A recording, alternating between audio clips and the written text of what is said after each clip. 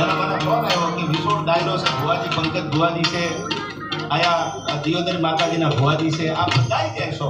મેં કીધું એમ આપણી જ્ઞાતિમાં જે જેનીમાં છે એનું ગૌરવ હોય, પણ હવે સમય પ્રમાણે આપણે હિન્દુ બનવાની જરૂર છે. જ્ઞાતિના વાળા એક બાજુ મૂકીને જો હિન્દુત્વની ભાવના જાગે ને તો જ આ દેશ સુપર પાવર થવાનો. બાકી ગમે એટલી વાતો કરો તો ને થવાનું. ધર્મના એટલા ફાટા, જ્ઞાતિના એટલા ફાટા, સંપ્રદાયના એટલા ફાટા, એટલે 250 વર્ષ અંગ્રેજો રોકાણા. એટલે જ રોકાણા. 900 વર્ષ સુધી બાબર સલ્તનતે હુકુમતે શાસન કર્યા છે. ક્યારેક ઇતિહાસ વાંચી લેજો. હવે તો ગૂગલમાં છે, ભણેલા છો એમાંય વાંચી લેજો. આ 800 વર્ષ સુધી બાબર મુગલ સલ્તનતે શાસન કર્યા. 250 વર્ષ આ દેશને અંગ્રેજોએ ગુલામ રાખ્યો. અને હજી જો આપણે જ્ઞાતિના વાડા પાડશું કે આ જ્ઞાતિના તો મને લાગે હજી આપણે આમનામ રહી જવાના અને કોઈ બીજા આવી બેસી જવાના. જો સમજદારી નહીં હોય તો આપણામાં હિન્દુ બનવાની જરૂર છે સમય સાથે.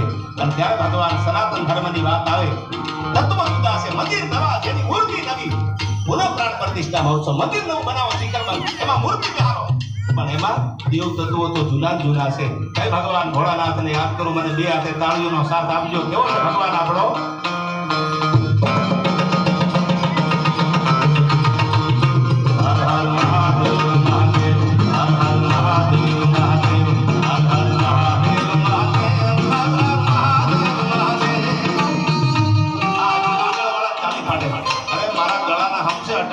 આવતી જિંદગીમાં આખી જિંદગી તાળીઓ પાડવાના દી આવશે. હારા કામમાં નહીં પાડો તો આ ભગવાનના નામમાં તાળી નહીં પાડી કેથી પાડો?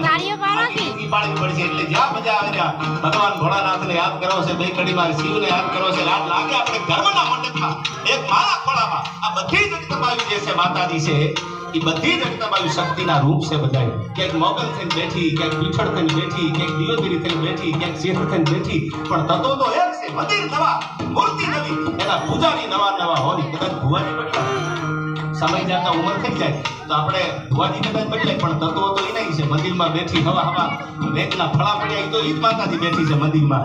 એટલે કીધું મંદિર નવા, મૂર્તિ નવી. કેવો ભોળોનાથ?